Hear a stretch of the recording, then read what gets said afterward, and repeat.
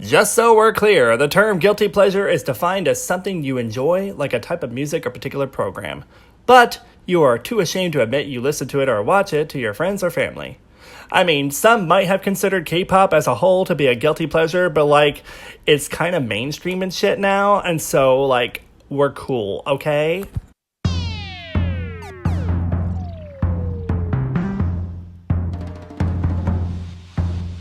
Well, hey there friends. Do you ever come across those particular K-pop songs that you really enjoy but has something about it that you could never show to your friends or family because they'd, judge you? Shout out to the strong-minded folks out there because us fragile folks need to make sure we keep up appearances. For this video, I'm bringing back the top 10 format and going over my personal guilty pleasure K-pop songs for various reasons. And hey, before we get started, have you taken the chance to hit those like and subscribe buttons for me? And you're free to also follow me on Twitter and Instagram at DareDB if you'd like to. Okay, now that we got that promo out of the way, let's get started with this countdown. Thank you. Starting off this countdown, number 10, TVXQ's Purple Line.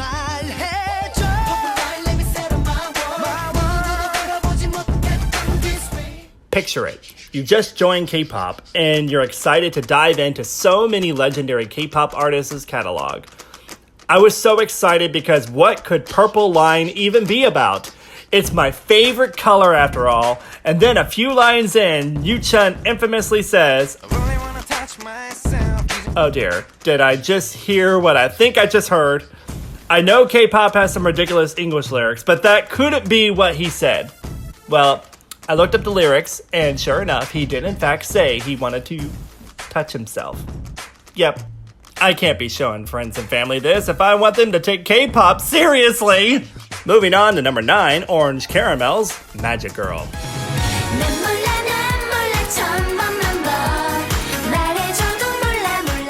Well, Orange Caramel can be considered a guilty pleasure for some. They're goofy and quirky, and definitely a group that stands out in the K-pop world. Not everyone is gonna like them, and that's okay. With their debut, Magic Girl, I remember being a little weirded out as I was just getting into this K-pop thing, and I didn't like it at first, but the song ended up growing on me over time. But I wouldn't exactly show this particular song to my Western friends and family. They'd probably be concerned for my overall mental health, let's be real. Then again, I think we're all concerned for my mental health, so, there's that. And now we're on to number 8, one of my personal favorite K-pop songs ever.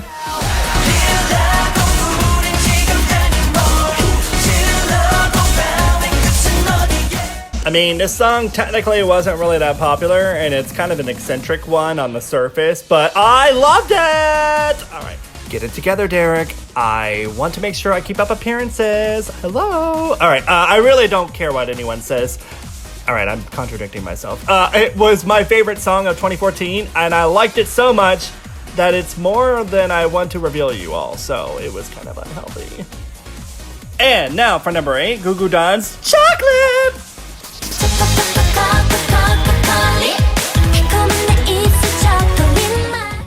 I'll never forget the first time watching this music video when I was at lunch during work. I couldn't tell you how many times during my first session of this video I thought to myself, well, now I've seen everything! It's nuts, fun, and quirky. I wish Gugudan would go back to this concept now because it's really missing in K-pop these days, if you ask me. The vocal climax of Chocolate gets me every time, and I find it to be such a real-world song to apply when I need to satisfy my inner fat girl when she's hungry. Bitch could be cray-cray. And now, number 6, Beast Shock. Every day I shock, every night I shock. I'm sorry, 제발 내게 다시 돌아와줘. The English lyrics really paint a picture with this one. I can't exactly show this song to friends and family because it will obviously be super effective. They're pretty grounded people, and electric attacks just simply do not work with them. If I want to be taken seriously in this world, then I best not show this song or use ridiculous Pokemon puns. And I may or may not be able to help one of them. Okay, so we're at the halfway point now, and for this segment, I'm going to show the Patreon pics. Hey patrons, thank you all so much for your favorites and sharing your guilty pleasure K-pop songs for this topic. I really appreciate the support you've all shown me this year, those past and present. It really means a lot. Here are your selections of the Guilty Pleasure K-pop songs.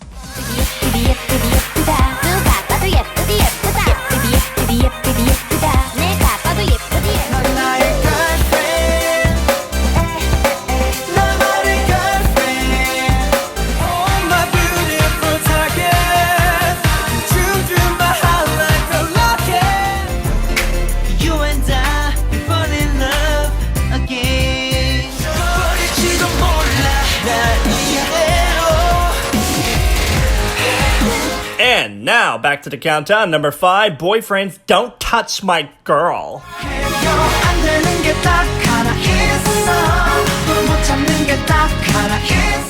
Well, let's see. We have borderline prepubescent boys expressing their dominance on not touching their girl. 2011 standards, I guess this was okay. 2020 standards, on the other hand. I'm a grown-ass woman who don't need no man. No, honey, you don't own my ass, so you better GTFO this bitch. Okay, but let's be real though, this song is super catchy. Morals have gone way out the window. And moving on to number 4, HyunA's Ice Cream.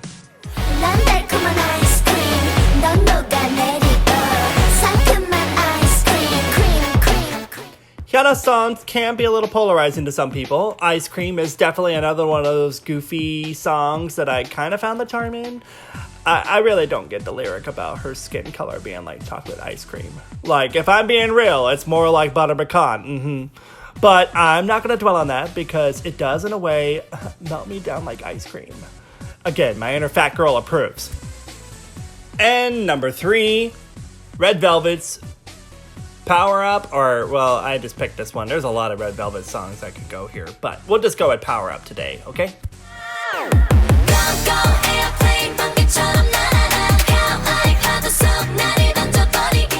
I don't know, no offense, but Red Velvet has a lot of songs in their repertoire that can be off-putting to some. You can definitely appreciate the amazing talent these girls possess. But some of their jarring songs like Rookie, Zimzalabim, Ice Cream Cake, Power Up, and more can be, well, to be completely honest, it's kind of a love or hate sort of deal sometimes. You can't expect everyone to enjoy their music. Well, that goes with a lot of K-pop, really. And, well, I find some of their songs to be such guilty pleasures. I know some people I know would hate them, but I guess you could say they're missing out, so there's that. Before we get into my top 2, I wanted to quickly go over my honorable mentions, if that's what you want to call them, or basically the K-pop songs that just missed the top 10 here for me. Boa's IDP's B. Grown guy like me enjoying a 13-year-old girl saying chuka chuka chu, and I think that's enough for you to get the picture as why I'm concerned. B1A4's Target. I don't know. The song more or less just zoom my heart like a locket, and it hit all the right spots. Okay, that came out kind of wrong, but you get the idea. 2PM's I'm Your Man. Beastly guys ripping off their clothes saying I'm your man. Mom and Dad, please don't come in my room right now. I'm at a loss for words, and I'm not ready for this conversation. Rain, I'm coming. I don't know. Rain has this tendency to constantly moan and thrust in all his performances, and if I'm looking to show my friends K-pop, they'll start thinking that I'm trying to show them Chippendales or some shit. So, you know, that's not the intention here. Not at least not today. Alright, back to this. Number 2, runner-up, if that's what you want to call it, EXO's Wolf.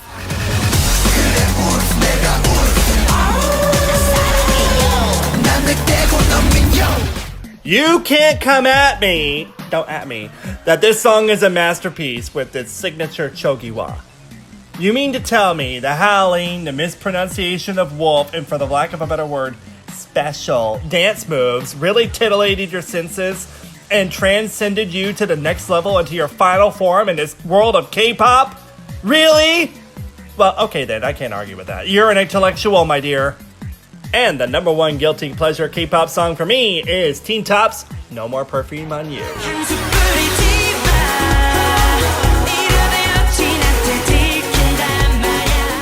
You can't deny the catchiness this song brings. It's the epitome of that song that puts a smile on your face. Until you learn about the lyrics that promote cheating on your girlfriend. But it's so catchy! Can I just ignore the sexist lyrics? The catchiness is really hard to resist. Damn it, K-pop! Why do you do this to me?